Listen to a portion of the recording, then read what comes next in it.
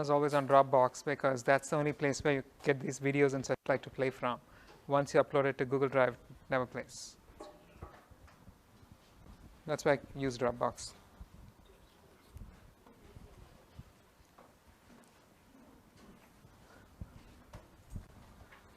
Those of you who are sort of sitting at the back, if you must sit on the ground, please come to the front so at least you get to see something besides people's backs, right?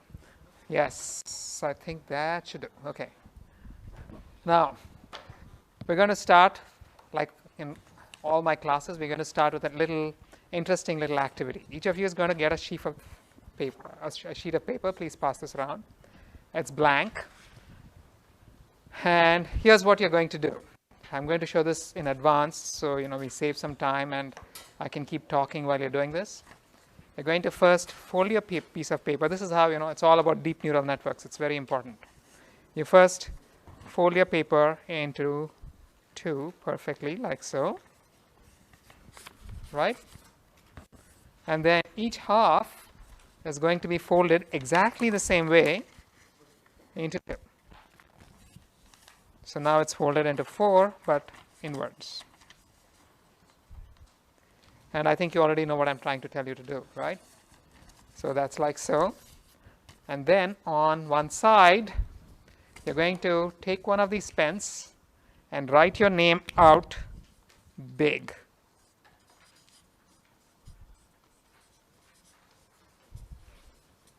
That is me. This sheet of paper will come with you to every class. Okay? And why? Because then this opens out beautifully like this. And you can stick it in front of you and I will know who you are. And this is very important because I need to be able to address you by name as opposed to hey you in the blue shirt, you with the yellow checks and the gray, right? So this is standard. I do this in all of my classes. So please write your name down. Use one of these pens. We have 5 excellent pens over here. They write nice and thick. Don't use one of your flimsy little ballpoint pens because they won't write very big. And if you need, just pass this. Someone open this and pass the pen around. And when you're done, please get the pens back. Okay. Are you on? Check the video.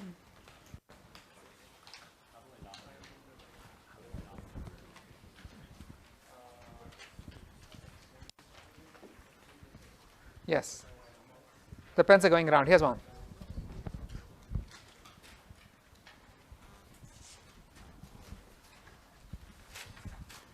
And you guys on the ground, you probably should have your names on. If we run out of paper, well, you're going to remain anonymous, but thank you, very kind of you. And if yes, please can you pass the paper out? The next class is not going to be quite so cramped. On Friday we are in Posner. The room is still kind of small. Baseball. But from the next week we're moving to Gates 4307, which holds 70 people. So we should be more comfortable, right? Thank you. And just in case you don't know who I am, you should be able to read this. So, are we up, Ryan?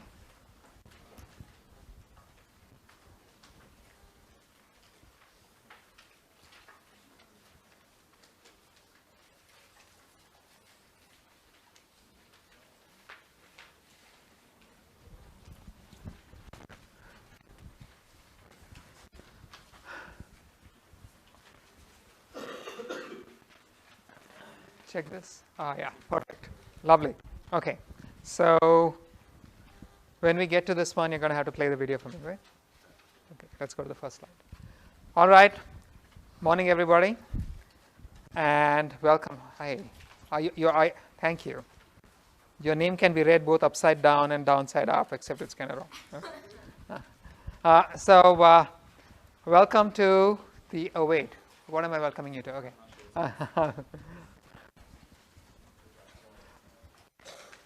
welcome to something.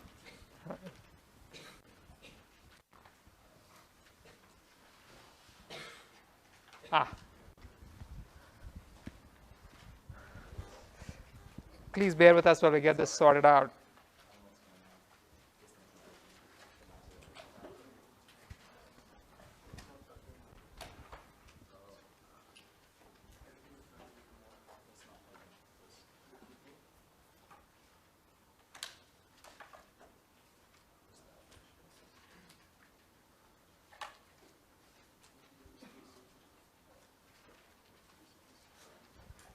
So this is pretty standard for the first class. We get ourselves, can I try the clicker?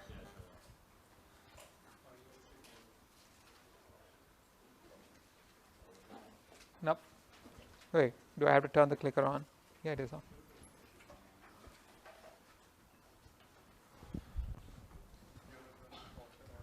Oh, maybe you can just move the slides ahead.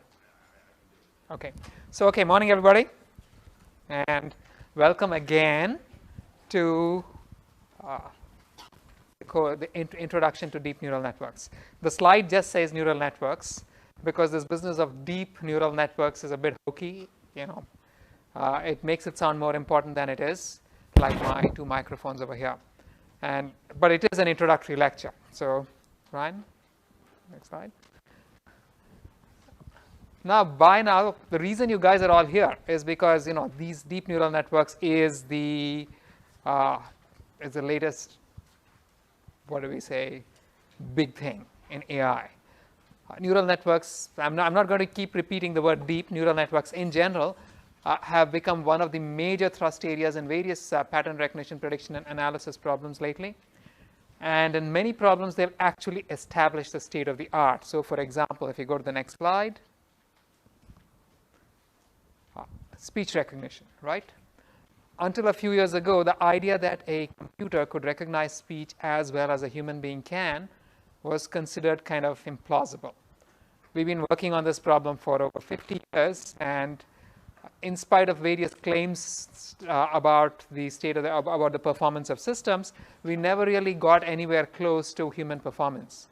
And this was from 2016 when we finally had an announcement from Microsoft that their system had beaten human performance in one standard task. Afterwards, of course, I'll stay here so the camera sees me, right? Afterwards, of course, systems have improved further. We've beaten human performance on a variety of tasks. Things have gotten better and better. Same thing with translation. If you were using Google Translate prior to November 2015, you would have probably found that it wasn't very good. So if you started with English, translated it to say Spanish, then took that Spanish, stuck it back into Google Translate and translated it back to English, what went in and what came out would often have no relation to one another. I mean, this was a running joke. You would use Google Translate to translate various things and send the funny stuff that came out around. And then in November 2015, something magical happened.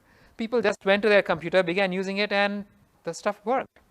What had happened was overnight, Google switched over to their neural network-based machine translation systems. And as it turns out, neural network-based machine translation systems, the best systems out on the web today, are indistinguishable from humans performing the translation. They're really, really good. Same thing with image segmentation. Now, this picture I picked up from the web, so it must be true, right? Anything that you find on the web is true. Now, this is supposedly an example of a neural network-based system segmenting and classifying objects in a very complicated scene. And what you find, does this have a laser pointer? Yeah. So what you find is this is a very complex scene, probably in Germany, given the little cathedral out here. And the system has actually managed to identify, segment out. This is a cool bit, right? Pretty much all of the interesting objects in the image. So here's this guy's bag, and here's the guy. Here's a guy. Here's a push cart. Here's a human. This is a building of some kind. It's found it. This is something else. It's found it. And not only has it segmented out every interesting object in the image, it's even assigned names to them. Now this, I don't know if you quite realize the complexity of this task and how magical this is. And it's so magical that I can't even believe that this is true. Maybe this is just some propaganda slide picture that someone put up on YouTube or on Google for people like me to get fooled by and pull it down. But the fact that I think it's plausible tells you something, that deep neural networks these days are capable of performance like this one. Can you play the video? So this one is from sitesound.com, and you can see what they're doing. This is live, supposedly, and they are tracking a highway. They're segmenting out the cars in the video and assigning and identifying the cars. And they aren't missing very many, right? Imagine how phenomenal this is. And this is being done by a deep neural network-based system. Same thing with games. For a very long time, I mean, people kind of assume that pattern recognition systems can do all kinds of fancy stuff. But that they never really, if you're standing outside, please come on in. And you can sit in the front. It's better that you sit here. Yeah. So it was assumed that intelligence is this magical hidden thing inside human beings, and that machines can't really be intelligent. And till the late 80s, early 90s, it was assumed that the people thought that chess was the limit. Chess really requires human intelligence, and machine systems didn't really beat humans at chess. Do you know where the first computer game that beat a human grandmaster was built? IBM. Are you sure? You're sitting in the room where it was built, right? This was this was Thomas Anantharaman. It was his PhD thesis, and he didn't even start this as a thesis on playing chess. I think if I recall correctly, he was trying to design processors for dynamic programming. And he just said, hey, let me try this on something really difficult, and tried this on chess. Next thing you know, he beat a human grandmaster, then went over to IBM, and then beat Garry Kasparov. And there was a scandal about it. The very first game that Kasparov played with the system, this was Deep Blue. There was a bug in the system, so it played wrongly and it lost. And then subsequently, they went and fixed the bug, and it thumped Kasparov for the next 5 games. And Kasparov came back and said, they did this on purpose. They made me get my guard down by having the system beat me, lose to me in the first game. And that's why it beat me. Well, that wasn't true. Afterwards, he, of course, never beat any game, any real computer game. And I think these days, he probably can't beat his iPhone, right? But again, but that wasn't using deep neural networks. People were trying to play chess with deep neural network-based systems, and one of the big names on trying to get this done was our own dean, Andrew Moore, back in the day. But then the next challenge came up, which was Go. And Go was, now in a chess game, there are about 10 raised to 120 possible game states, which means that the state space is so huge, you thought that a computer couldn't really beat it, couldn't really learn all about it. And then they showed that it can. So you went up to a game which was 10 raised to 40 times higher. The number of game states in Go is about 10 raised to 160. So clearly, a computer is never going to beat humans, right? Well, as of a few years ago, not only are computers beating humans, wait, can I go to the previous slide? Next one. Go back to the Go slide. Wait, you're going backwards. Okay. Go back. Yeah, stay here. So this was AlphaZero, and in 700 steps of learning. So this is basically beginning to learn from scratch. It doesn't even know the rules of the game. It learns about the rules of the game. It learns to beat the current best system in chess, which is Stockfish, after about 300,000 steps. It learns to beat the current best system in Shogi after about 200,000 steps. I don't know what Shogi is. I do know what Go is. And learns to beat the current best system in Go, which was also neural network based, except the latest system learns to do this from scratch in about 500,000 moves. And trust me, this is a game which has basically 500,000 moves in a game is really not a whole lot, right? And it's probably going to take the system a few hours. In a few hours, the system learns to be so good, it's going to beat every single human being on the planet at the game. Now, so all of these, here's another really fancy result with neural networks. Now this result is old. The latest result on this kind of stuff is much better. These are pictures, and this is a man in a black shirt playing a guitar. This caption wasn't written by a human being. That was produced by a computer. That was produced by a deep neural network. This is a construction worker in orange safety vest working on the road, which is exactly what he's doing, again, by computer, right? So now this is a really, really challenging thing. This is just assigning semantics to a picture. It's an intensely human task. And this is an artificial intelligence system being done, performing this task. And it's generated by a deep neural network. And so many other problems. Art, astronomy, healthcare, predicting stock markets. Pretty much every single field which can take advantage of AI, the state of the art is being established by deep neural nets. So,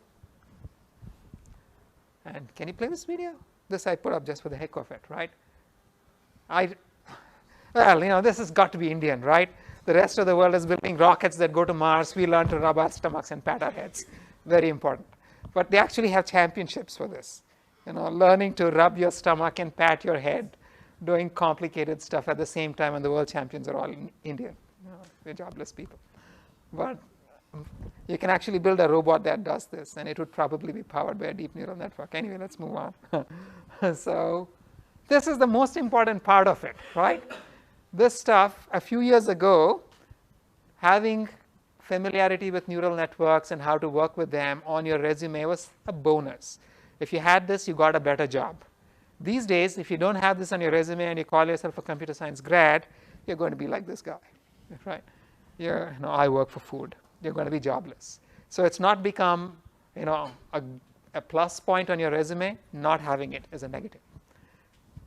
And so in this course, what we are really going to do is to learn all about deep neural networks. We're going to learn to, in each of these tasks, there was a deep neural network model which performed all of these very fancy looking tasks. Hopefully by the end of this course, you know how they were built. Not only that, given the right resources, hopefully you will be able to build them yourself. This website, now if I were doing this on my laptop, I'd pull up the website, maintains a list of all of the latest architectures in deep learning. And again, one of our objectives for this course is that by the end of the course, you would be familiar with all of these, or at least be able to comprehend what these architectures mean and design them yourself. What won't happen is that you won't actually become a world-leading expert in the area in just one course. This is a fast-developing field. There's a ton of stuff happening every day. If you're just following deep neural networks on arXiv, you're not going to be able to keep up with the literature that happens every single day. So on any given day, you're going to get dozens of new papers appearing, of which the majority are probably inconsequential, but there are going to be papers which really matter. And they're going to keep popping up every week, meaning if you want to be thought of as one of the leading experts in the field, you're going to have to keep up with the literature. But what you will become is sufficiently expert to be called to that somebody who is looking for a computer scientist to help their company develop AI tools using deep neural networks. They're going to hire you.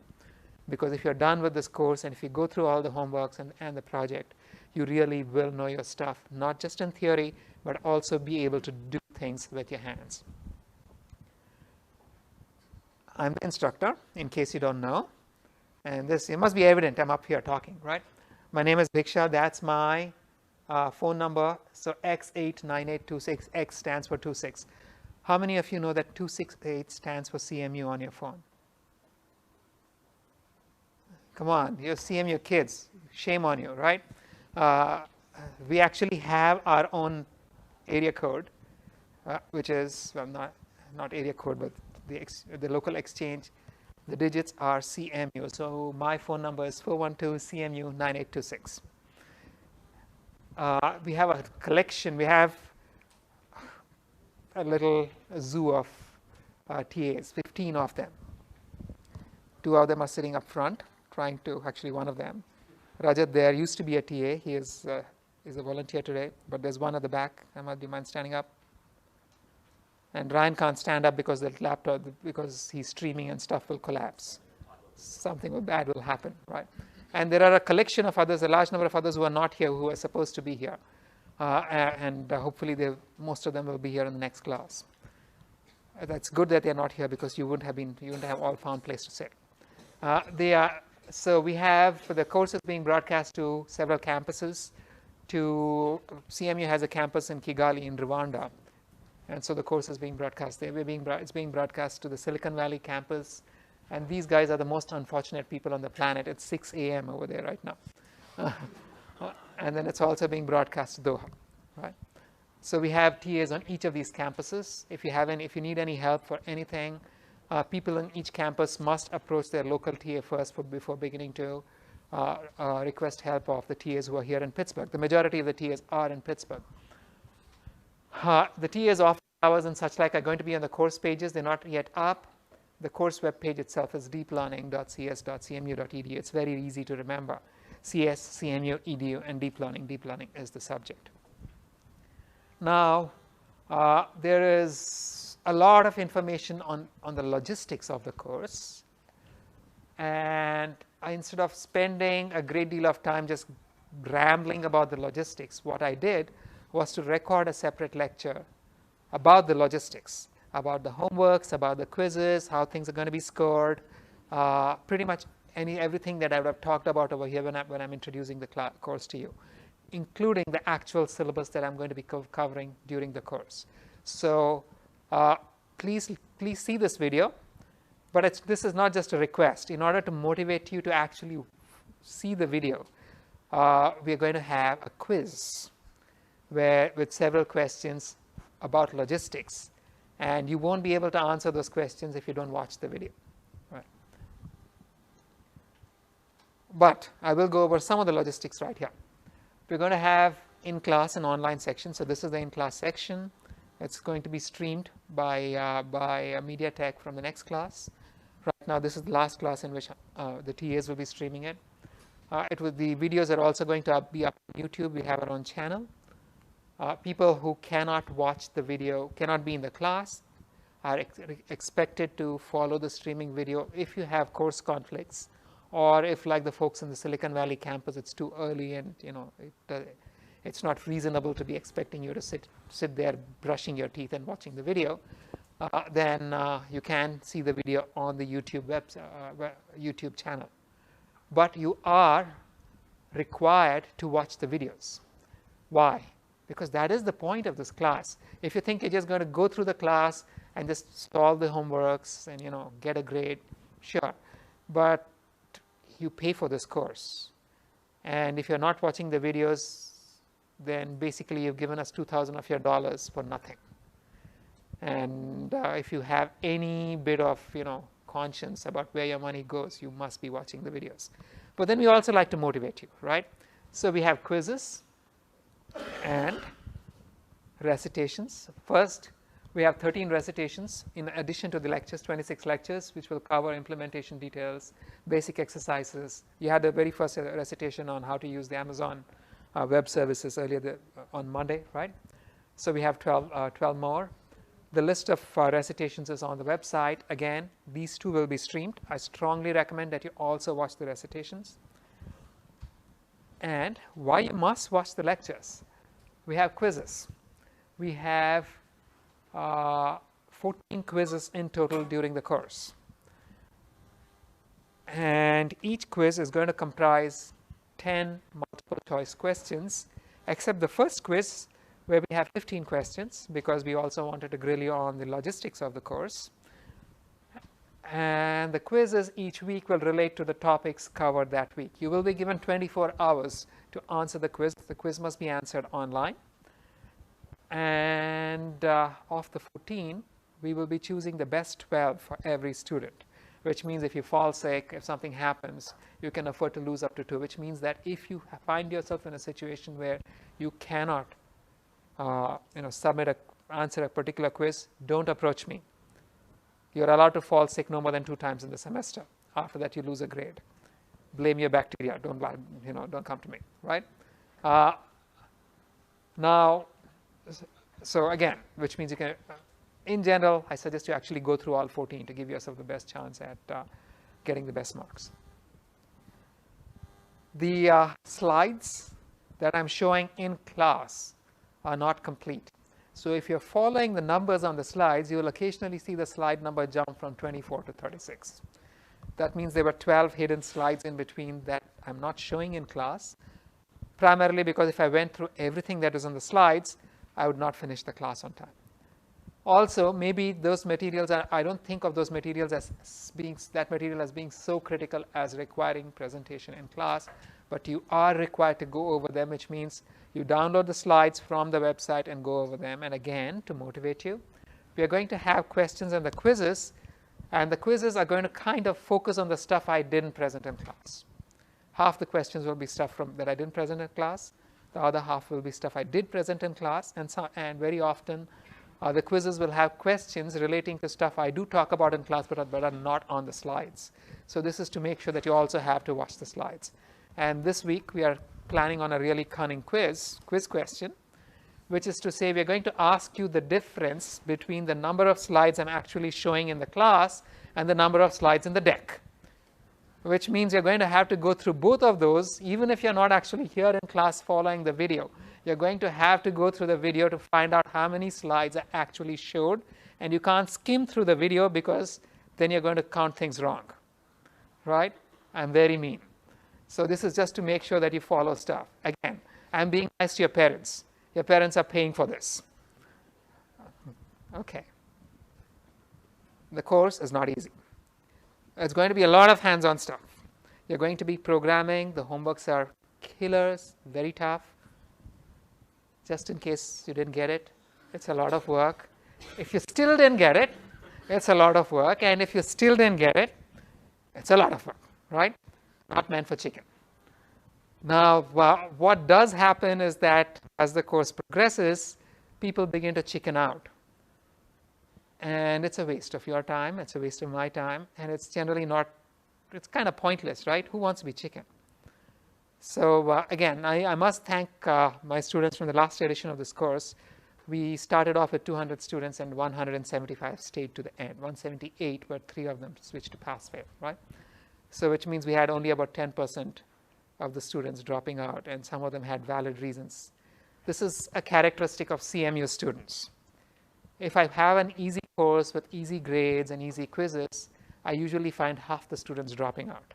And then when I up the ante, the tougher I make it, they begin beating on the door and beating each other up to make it into the course because, hey, you're macho, right? You're a kid at CMU. You are that good. So we are staying up to CMU standards with regards to the work we are giving you. I expect you to maintain CMU standards in the course. Stay with it and complete the work. But if you actually go through the logistics, we explain how we're going to grade you.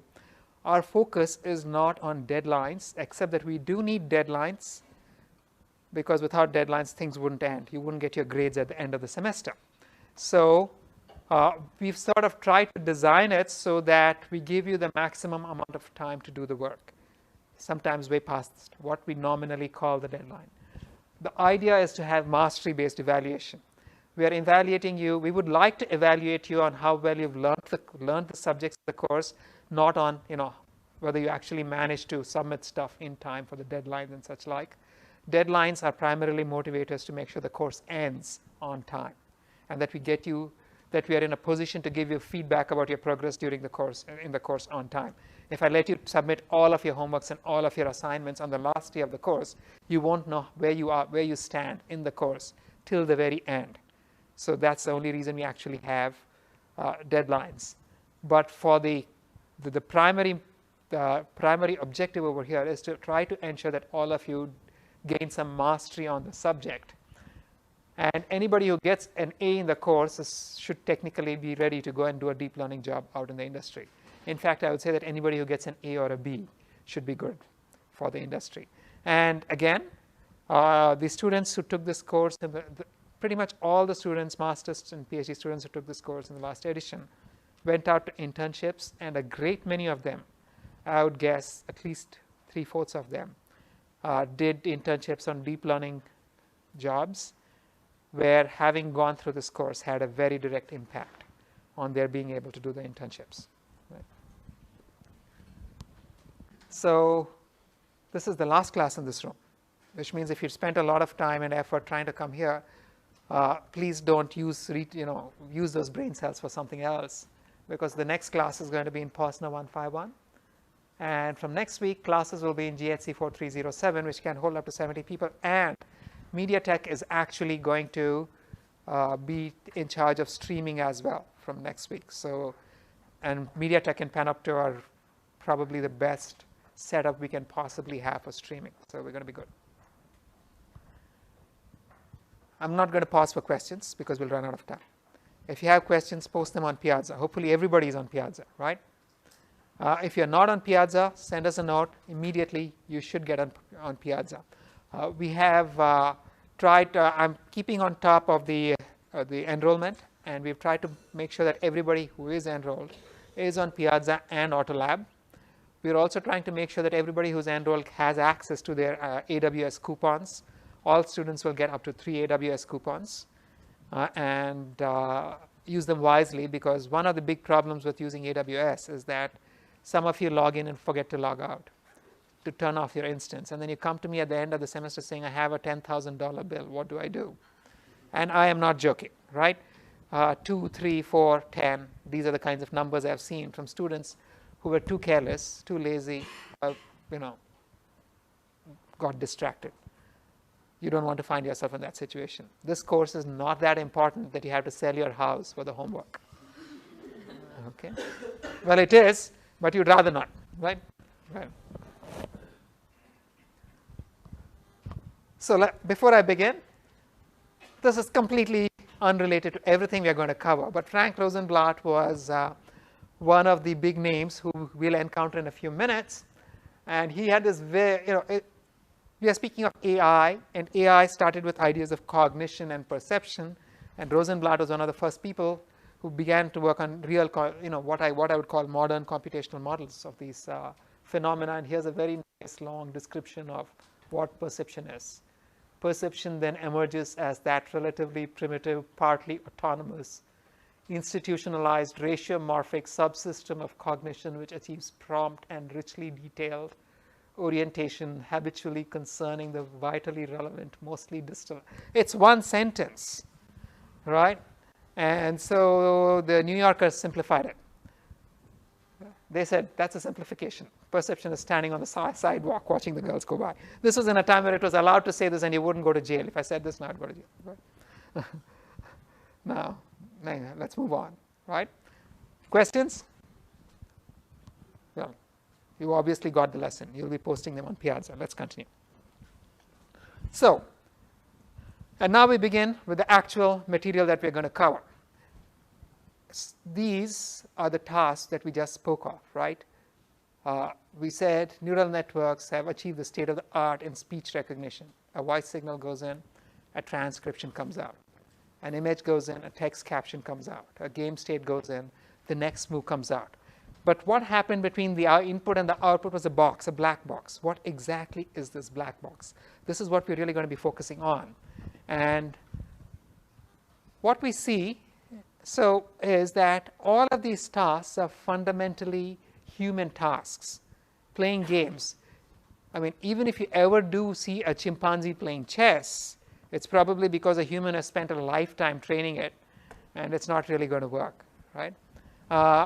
Or all of the other tasks, recognizing speech. We are the only species who even speaks in the manner that, there are many other species who produce some kind of communication, vocal communication, but we have very detailed and efficient language. And recognizing speech is a very human task. Assigning captions to images, describing stuff in language is a very human task. So all of these actions, those black boxes that we just saw, are powered by the human brain. So if we really want to understand how these things can be done computationally, maybe we want to start by trying to understand the human brain, or even earlier, try to understand what it means to think. What is cognition? Anybody familiar with the statue? It's very famous, right? Who hasn't seen a picture of this before? You guys are not fond of raising hands, right? So nobody's seen a picture of this before. Or have you? Right. Guys, engage. If you sit here and sleep, and then I respond and sit here and sleep, we'll go through 26 lectures where this is just going to become a place to come and rest, right? So unless you want me to call you out and say, you know, Jing, have you seen this picture before? No, see? You don't want that to happen to you, right? So respond, okay? Now, does anybody know who this one represents? This was Auguste Rodin's The Thinker. If you go to Paris, you can go to this place by the Seine where you can actually see this and several other of his statues. And this was supposed to be, the next slide, Dante Alighieri. And who knows who Dante is? Oh, thank you. Some of you do, right? He's the guy who wrote, say it aloud, please. The Divine Inferno, right? Anyway, so again, that was just an aside. The point was, it's the act of thinking, the act of cognition. What are all the things humans can do? We can think, right? And think about thinking. This is a phenomenal thing. We think pointlessly. You're having a shower. You're not just sitting there and having a shower. Your brain is running. You're thinking about something. Maybe you're thinking about your latest assignment. Or at least that has a point. Very often you're thinking about stuff that has no relevance to your immediate life, and that's where creativity comes in, right? Which means we can create, we can recognize patterns, we can solve problems, we can learn. All of these are fundamentally and deeply human actions, at least to the best of our knowledge, and these are the result of cognition. These are cognitive processes. So what exactly is this business of cognition? This is something that humans have been wondering about for thousands of years. But then here's the problem.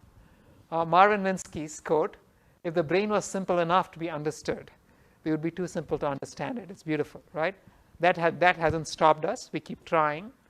And so our attempts have gone back to about 400 BC, at least 400 BC. So what I mean by this is that there are recorded attempts at trying to describe how the human brain works, going back to Plato in 400 BC. And Plato came up with this theory called associationism. Anybody recognize this picture up here? Thank you, right? So, and those guys in the middle, just to make it more complex for those. And there you go. Right, he knows. And you are Ramesh. Thank you. So now this business of associationism actually had quite a following, and people worked on it for hundreds of years. David Hume was over 2,400 years, 300 years. David Hume was from the 17th century, I believe, a British philosopher, or maybe 18th. And who hasn't heard of Ivan Pavlov? Right. You haven't heard of Ivan Pavlov? Yeah, so you must have all, you should recognize this famous experiment, or you should, right? He trained a dog by providing it food every time and ringing a bell every time he gave it food. And thereafter, every time he rang a bell, the dog would begin to salivate. So what has the dog formed? An association between the bell and food. So Ivan Pavlov was actually working on the theory of associationism. What exactly is associationism? Now here's an example, right? Lightning is really followed by thunder. So if you see a bolt of lightning, you're going to expect thunder. On the other hand, if you hear thunder, even if you haven't seen the lightning, you assume that lightning has struck someone somewhere or close by, right? So you formed an association between lightning and thunder. And these guys came up with many rules of association, which you will see on the slides, and you're going to get questioned about how one might form associations. And it turns out this notion, the whole idea that they had was that we sort of learn to think everything about how we actually learn to operate, how our brain works, has to do through these associations. And inferences formed from these associations. So it's associations over associations over associations. And it turns out it's not really a bad idea. It actually kind of explains a lot of things that we see. Because, heck, if you look at machine learning, what are we doing? We're just learning very complex association models, right? Here's the input, here's the output. I'm going to learn something in between that's going to associate the two. So the notion of association is not really a bad idea. It's a really beautiful idea. But just saying that I associate A with B gives me no insight into the problem. What I really need to know is how I form the associations, and that is not explained by the mere idea of association. Trying to develop ideas on how associations may be formed or stored took a long time. And we began sort of coming up with hypotheses around the mid-1800s, when people realized, firstly, by this time people had already realized, for hundreds, maybe over 1,000 years, that all of these things happen in the brain, not in your knee or your heart or somewhere else, but these things happen in your brain. And by the mid-1800s, at which point we had very good microscopes, people actually realized that the brain is just a mass of interconnected neurons. And the way it is composed, you have thousands of, actually, we didn't know the number back then, but we know now that it's billions of neurons, tens of billions of neurons, where each neuron connects to many other neurons, and each neuron is connected to by many other neurons. Now, this by itself doesn't tell you anything. It's just a substratum. It tells you what the platform that actually performs cognition looks like. You still need a model for how the cognition is actually performed, and that the first real modern theory for this came up in 1873. This guy over here, Alex Bain, he was a philosopher, a mathematician, a logician, a linguist, a professor. So back in those days, science hadn't progressed very far. So most people basically were experts in every field. I wouldn't have been surprised to know that he's also a doctor, a brick worker, and an astronaut. I mean, that's how people were. So, but then he came up with this really cool idea, where he said that all of the information stored in the brain is actually stored in the connections. And he even came up with these really cool ideas. First, that depending on the connections decide how the thing operates. I can have a single network with a fixed set of connections, and based on how the connections are formed, the network can produce different outputs for different inputs. So here, for example, if A and B fire, X is going to fire. If A and C fire, Z is going to fire. If B and C fire, Y is going to fire. So it's the same network, but different combinations of inputs are going to produce different outputs. And even better, the level of the input can change the pattern of output. So here, for example, if the input is weak, only this guy will fire because it receives 3 copies of it. But if it's strong, even this guy will fire. So this idea that you can have a fixed structure defined by the connections, which is going to provide different kinds of outputs for different inputs, it seems obvious to us now. That's how everything works. Back in the 1800s, this was anathema. He said this and people laughed at him. They said, no way. But this is actually the first modern artificial neural network model, proposal for artificial neural networks. So, everything that we are doing today, it's not a modern invention.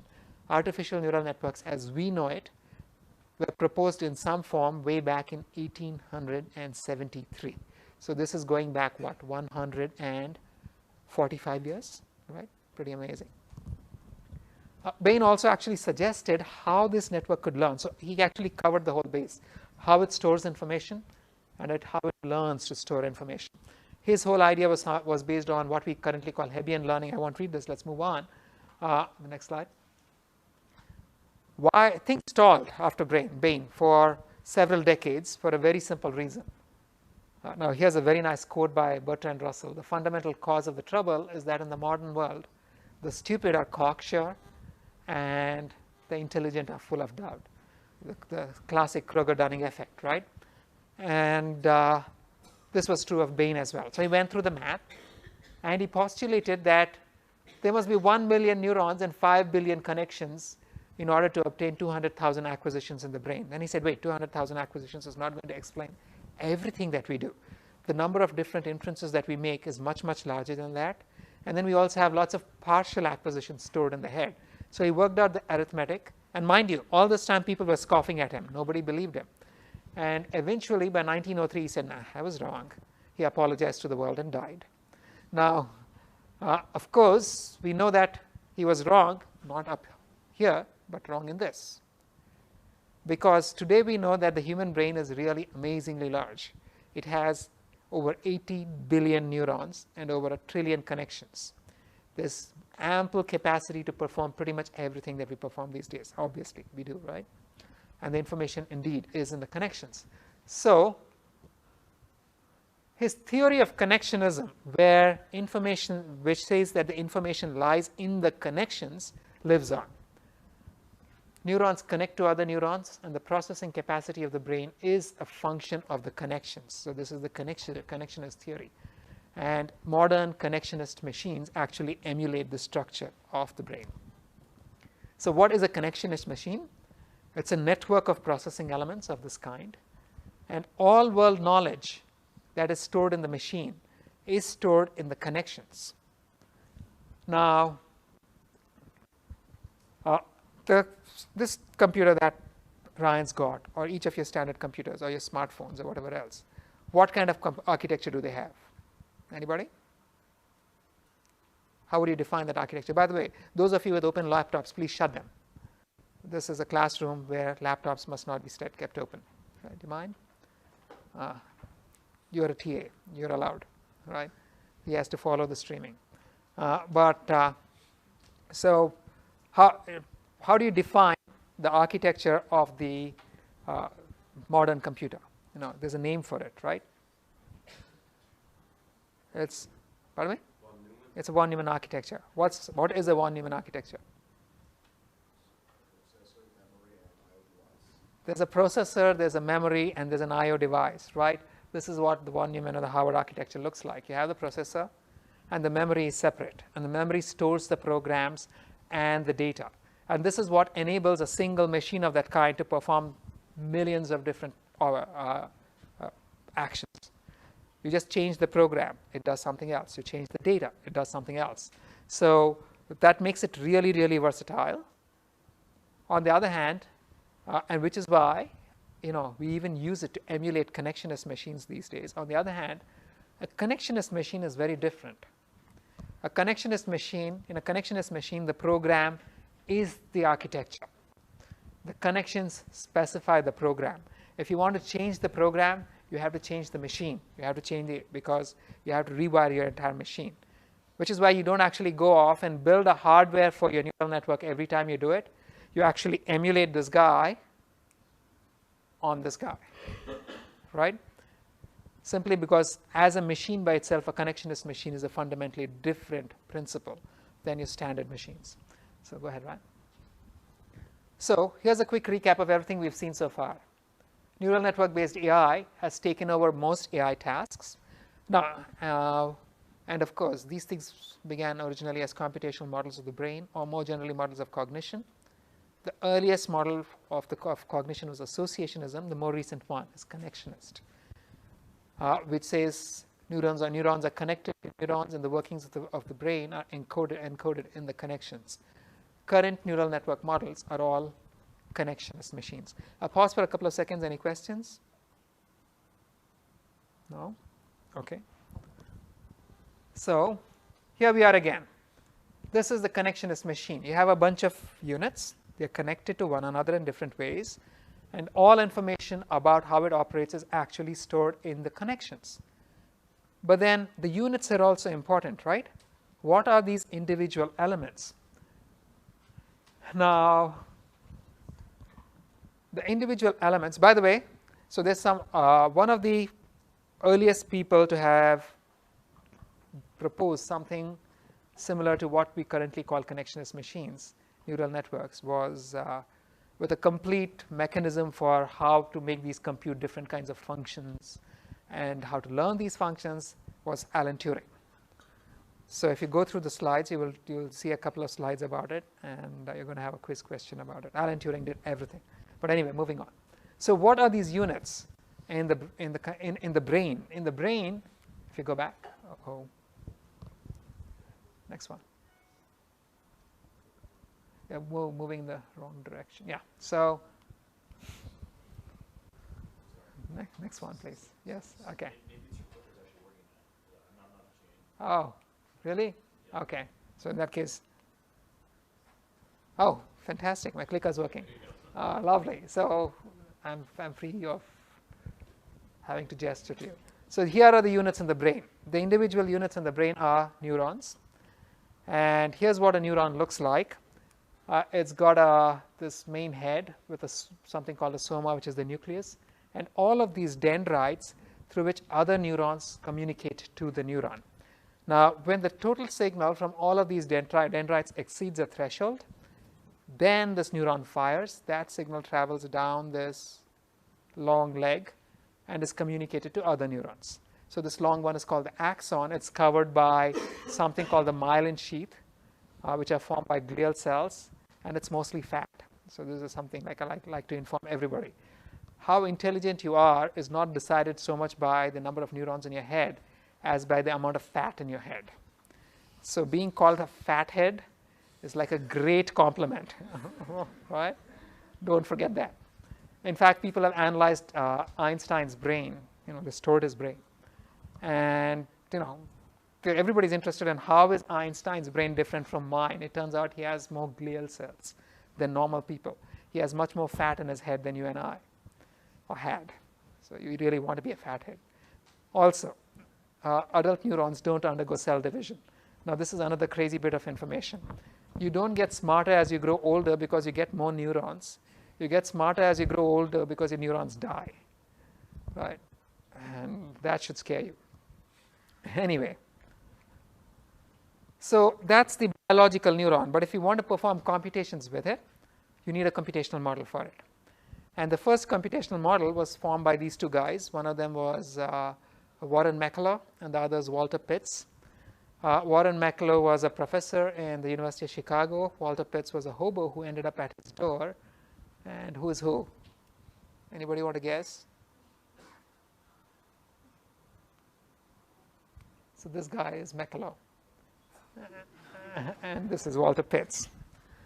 Walter Pitts was 15 years old or something. He ran away from home and never went back home. He used to exchange mail with Bertrand Russell. And one day at the ripe old age of 19, he ended up at Warren McCulloch's door. McCulloch took him in, and they worked on the perceptron. Right? So this was the first mathematical model of the neuron. It wasn't called a perceptron back then. It's described in this lovely paper by McCulloch and Pitts. And Pitts was only 20 years old when he wrote the paper. Now, almost 80 years later, I still can't understand the paper. Very few people can, because he invented his own math to make the descriptions. And it's kind of dense. But here's the basic idea of basic model of how they actually computationally characterize each individual neuron.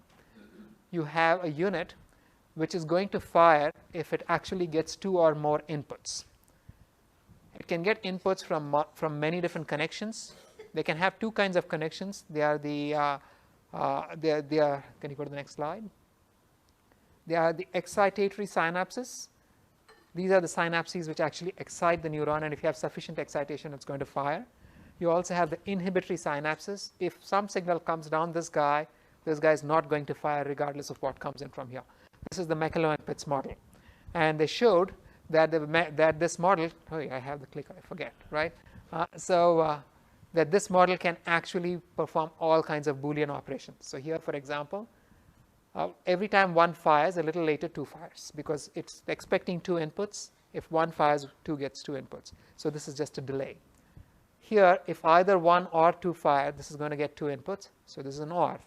Here, both of these must fire, and only then will this fire. So this is an AND.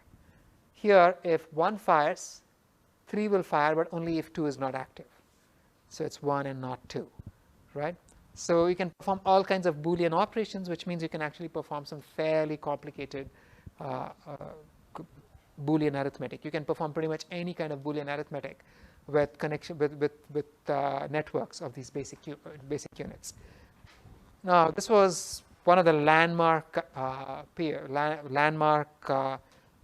proposals in the history of neural networks. But when McCulloch and Pitts first made this proposal, they actually kind of went overboard, and they claimed that their nets should be able to compute a small, a pretty large class of functions. And they said they could be equivalent to Turing machines if they had a tape. And they even said they were Turing complete, but they just made these claims. They never really actually proved anything, and these claims are all wrong because it's a finite state machine, and you can't be Turing complete if it's just finite state, right? But they also didn't provide a mechanism whereby the network could learn how to perform its operations. The first real proposal on how the network could learn came from Donald Hebb in this paper, in this book called Organization of Behavior, where he basically said that if I have two neurons which are connected, every time the two fire together, the connection is going to get stronger. So you have, for example, this neuron connected to this guy through this dendrite, and now this is coming out from the axon of one neuron. Every time this guy fires and causes this to fire successfully, this little head, he said, is going to get bigger. So neurons that fire together wire together. That was the famous statement that he made, and he actually came up with a mathematical model for this. So let's say W is the strength of the connection between these two guys. Then anytime these two fire together, X and Y are both going to be 1. And so this weight is going to increase a little because eta is always positive. Now, what is the problem with this kind of learning mechanism? Anyone? Yeah, there's no reduction. If you wait long enough, every connection is going to be saturated. So this doesn't really explain the real world. It's fundamentally unstable, and learning is unbounded. People came up with all kinds of corrections, like generalized Hebbian learning, also called Sanger's rule, where Sanger came up with the idea that you can try to modify Hebbian learning to explain multiple outputs at the same time. There were other corrections. Hebbian learning is used all over the place, but then you have to make this fundamental modification that you're also allowed to decrease weights as opposed to increase weights, which leads us to this guy, Frank Rosenblatt. Frank Rosenblatt is the fellow who basically killed research on neural networks for about 10 years by basically building the first model of the modern perceptron. Now, you are likely to ask me, why is it that building a model of the perceptron is going to kill research in the area? And here's why. So he came up with this. His model was this one, which we are all very familiar with now. The idea was that if you have a bunch of inputs into a unit, the way the unit operates, it looks at a weighted combination of all of the inputs. If the weighted combination exceeds a threshold, it's going to fire. Otherwise, it does not. So you have a number of inputs which combine linearly, and the unit fires if the combination exceeds a threshold, and otherwise it doesn't. And as he showed, this very simple structure is extremely versatile. It can perform all kinds of operations. In fact, this little unit, if you wanted to replace this little unit by a Boolean function, or a network of standard binary Boolean elements, or even Emery Boolean elements, that network would have to be exponentially large in the number of inputs, something that could be done by just this one unit, and we'll see why in the next class. So he was hyper excited, but even more excited than he were all the newspapers of the time, which said things like the embryo of an electronic computer that the Navy expects will be able to walk, talk, see, write, reproduce itself, and be conscious of its existence. New York Times, 1958, right? Frankenstein monster designed by the Navy that thinks. Tulsa, Oklahoma Times, 1958. Now, obviously, they're going overboard because this was the machine. Nothing more than this. This was the machine that was going to walk, talk, and reproduce itself. And Rosenblatt also provided a learning algorithm for this. We're going to see this again in a couple of classes, where the connection between an input and an output would have some weight. And the learning process was that if our current output of the unit did not match the desired output of the unit, then the difference between the two multiplied by the current input was added to the current weight. And this learning rule is very popular. We use this all over the place, everywhere in machine learning. The first person to define it, actually one of the first people, was Frank Rosenblatt. And he proved that using this learning algorithm, his little unit could learn, there was a convergent rule that allowed this little perceptron to learn all kinds of things. The problem, of course, is that it's not a machine that's ever going to walk, talk, and learn to reproduce itself. And here are the things it can do. A perceptron can be a Boolean function. Here are now in these figures, remember you're looking at a weighted combination of inputs and comparing it to a threshold. So in these figures, I have inputs. Each of these is a perceptron. The weights are written above the arrows, and the threshold is inside the circle. So look, this figure here has a threshold of 2. It's the only way this fires is if both x and y are active. This one has a threshold of 1.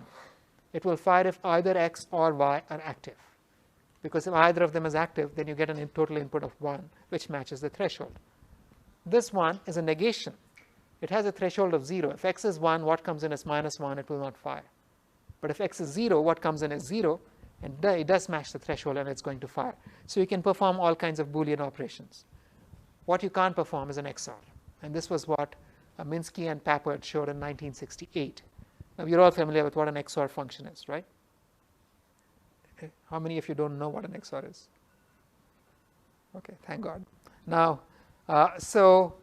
this was in 1968, and when people realized that, this tiny little problem couldn't be solved by a perceptron, the DARPA or whoever was funding Yale for all of this research, the Navy, I think, withdrew their funding and refused to fund Yale for a very long time on this topic. And research on the problem basically died for a while, because people figured that this is not really going to solve the world's problems. But then, somewhere in their work, Minsky and Papert actually made a second claim that people kind of didn't quite understand the importance of. Individual elements are weak computational elements, but if you network them together, they can get fairly powerful, right? So let's look at the XOR again. If I network 3 of these perceptrons together, I can create an XOR. So now here, I have these inputs. This guy is a simple perceptron which computes x or y. This one computes not x or not y. Then I have a final perceptron which combines these two, ANDs the two, and I get an XOR. Now the thing is, these guys in the middle are what I'm calling the hidden layer. Why are they hidden? Their outputs are not really going to be seen. What you're only seeing is the final output. And you don't really care what the input hidden values are.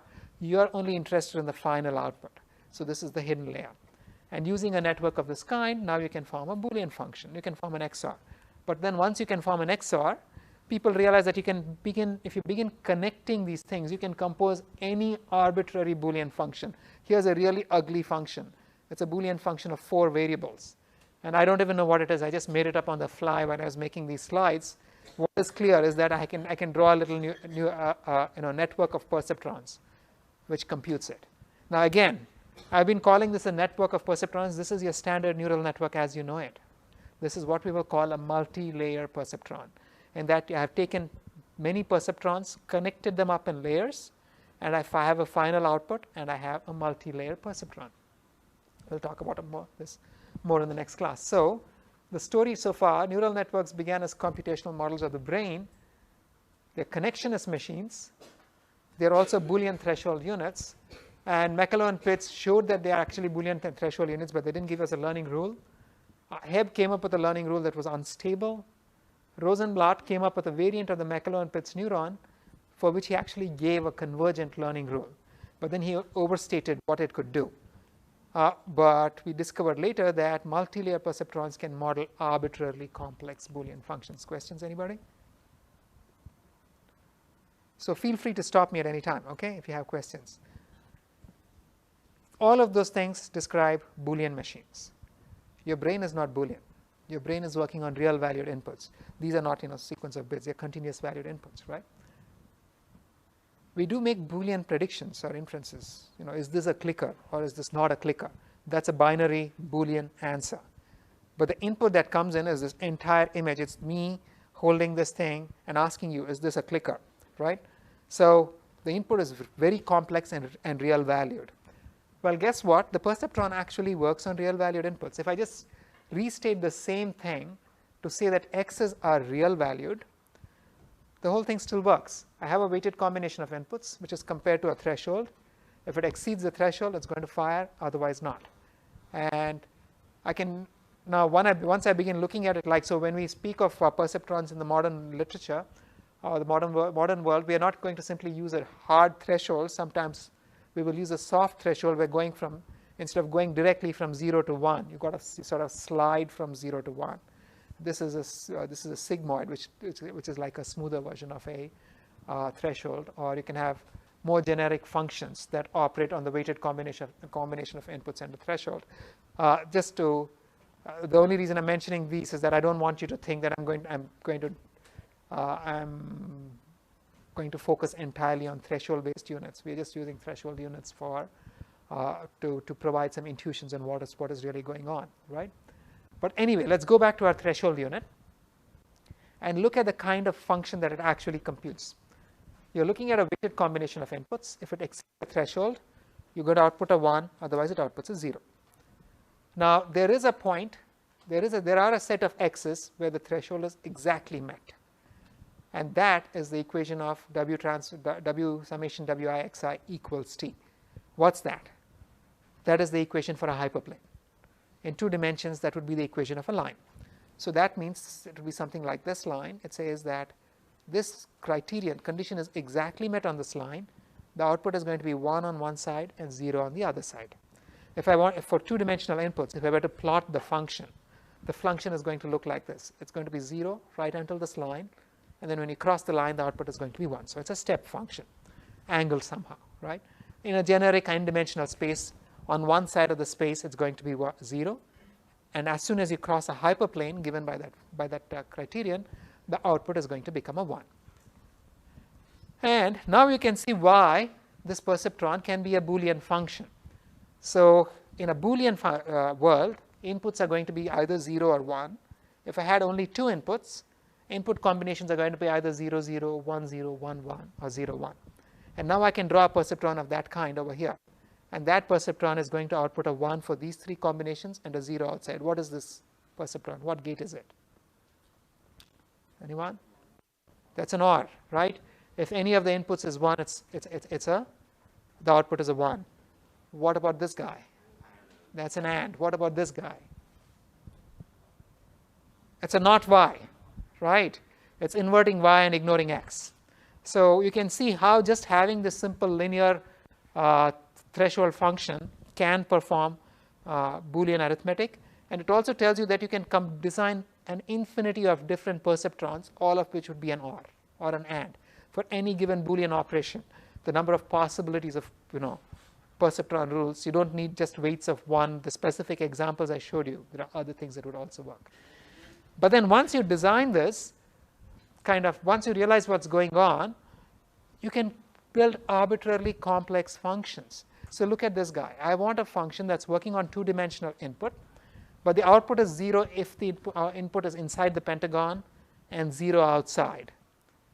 I'm allowed to use perceptrons to compose this function, to compose a function that has this output. How would I do it? Anybody? Speak up. Thank you. So I can have one perceptron which does this, another one which does that, a third which does that, a fourth which does that, a fifth which does that, and a sixth which ANDs the outputs, right? And voila, I have a network which actually produces this exactly this kind of output, right? But this should tell you more. Now I can do something like this. And how would I do it? It's on the slide, so you don't have to actually exercise your imagination. I have one subnetwork which computes one, the other one computes the other polygon. I OR the two, and now I have a somewhat more complex decision boundary. How would I build these guys? Anyone? How can I compose a network which has these totally ridiculous looking decision boundaries? Somebody speak up. Venkat. Mm-hmm. Oh, I mean, you just extend the architecture which already exists by just adding more and more hidden layers to No. So I want a more specific answer. Yes. Exactly. I can just decompose these figures into many convex little, a union of convex shapes. I can have one subnetwork for every convex subcomponent and then OR the lot. And then I have this, right? I can build this guy. So we can build arbitrarily complex shapes. So when I'm performing classification, what am I really doing? If I have to look at something like this and say, is this a 2 or not, that's a 764 dimensional input. In 764 dimensional space, I can assume that all the 2's lie within some region and everything that's not 2 lies outside the region. And all I really have to do is to build a function that learns to model this guy, right?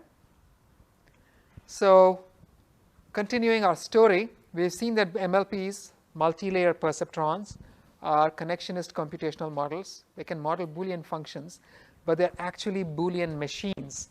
They represent Boolean functions over linear boundaries, and they can represent arbitrary decision boundaries. They can be used to classify data. But you can do more. You can model real valued functions. So let's say you have continuous valued output, something like this, where again I'm working on 2-dimensional input in this case, and I want an output which is not just 0 or 1, but continuous valued. Can I do this? And we will see more of how I can do this for any kind of function in the next class, but I'll give you a heads up on how this would actually happen. So let's look at functions of a single variable. I want an arbitrary function of a single variable. Before I do that, I'm going to start by building a simple component, which is this little network, which takes 2 inputs, which takes a single input. The input is fed to 2 perceptrons. The first perceptron fires if the input exceeds threshold T1. The second one fires if it exceeds T2. And then their outputs are combined with weights 1 and -1 respectively. So what happens? As the input scans left to right, when it first exceeds T1, the first one is going to fire, the second one will not. So the output goes to 1. But then when I exceed T2, the second one also fires and cancels out the first guy, and the output goes back to 0. So between T1 and T2, I can have an output of 1. Elsewhere, I can have an output of 0. And now I can model any function, right? I can decompose this function, approximate it as a sequence, as a sequence of step functions. And I can have one pair for each of these guys. This figure is wrong, but actually not really. So I can have one pair of each of these guys, and each pair is going to be scaled by the height of the function within that region. So as I go left to right, I'm always going to get an output which kind of approximates the function that I really want. I can make the approximation arbitrarily precise by making these narrower and having more and more neurons. So what we really see is that in addition to being connectionist computational models that can perform classification, MLPs also model continuous valued functions. Now through these slides, I'm going to keep retaining this pattern of summarizing everything that we've done so far using the story so far. So questions, if you have any questions, these are the slides where I'm going to pause, and here's where you ask questions. Right? Questions? Yeah. Are multi-layer perceptrons the same thing as neural networks? Neural networks, everything I'm talking about in this course is a neural network, yes. So there's one instance of neural networks, yeah. In fact, we're going to build everything on top of multi-layer perceptrons. The basic definition of a neural network in the first place was what we call a multi-layer perceptron. Yes?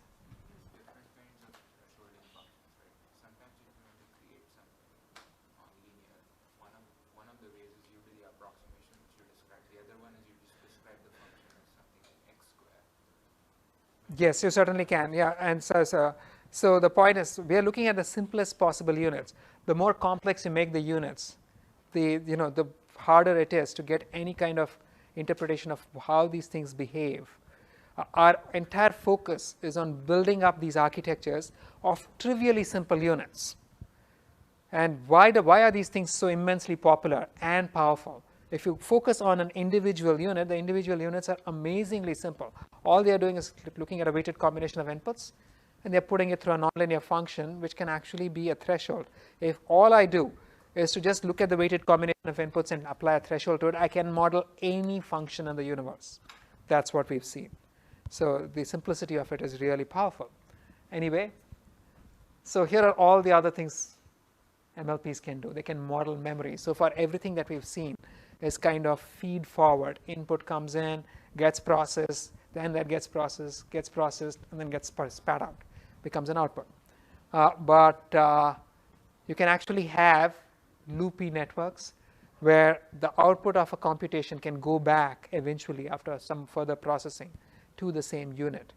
And Lawrence in 1930 proposed this as a model for how memory is stored in the central nervous system. Now we will, in many moons from now, at least 2 months, right? 4 months from now, no, 3-4 months from now, we're actually going to look at these guys. How I can use the same simple architecture and compose really fancy models of memory. And one of the things you'll note about how your memory operates is that you don't just carry everything out iconically in your head. You get reminded of stuff from partial observation. Nothing more evocative, for instance, than a smell. You're going somewhere, you smell something, you remember something completely irrelevant from your childhood because you've made an association between that smell and whatever it is you remember, right? How does that happen? So it turns out that that's memory, and those things can be explained by loopy networks. You can compute neural networks in addition to the kinds of functions that we saw. They can compute probability distributions over all kinds of domains, including complex valued domains. They can compute, they can represent distributions of data. They can also represent compute a posteriori probability, meaning I have some belief about the world, then I see some data, I change my belief, and something else comes out. All of that can be modeled by neural networks, MLPs. So, yes, that was Ramesh who asked. Then, what was it? No, someone else. Okay, it doesn't matter. And here's something else they can do, I think. But anyway, that's just me being facetious. So, when I'm speaking of neural networks in AI, the network is just a function. Given an input, it computes the function layer-wise to predict the output. And so what are all of these boxes? These boxes are just neural networks. In all of these tasks that we just saw, the little structures that I just showed you, those are the structures that actually go into these boxes. And it's phenomenal how something so simple, which just consists of some really trivially simple processing elements connected in a network, and can perform amazing tasks like recognize speech as well as human beings, or caption text, or play chess, or learn to beat the world champion at Go. Right? So, in closing, interesting AI tasks are functions that can be modeled by neural networks. So that's the final slide. Now, in the next lecture, which is going to be on Friday, so this is the only week where we have a class on Friday, and that's because I came in late from India, so we swapped the recitation and the class, and the recitation happened on Monday, and this class and the second class is going to be on Friday. So we are going to cover more on how neural networks are universal approximators, why we believe they can model pretty much any function in the universe. And we've been speaking of deep neural networks. What is this business of depth, and why do we care, and how should we think about it? We will also look at that problem. So the next Friday is in Posner Hall 151, right, where recitations are supposed to be held.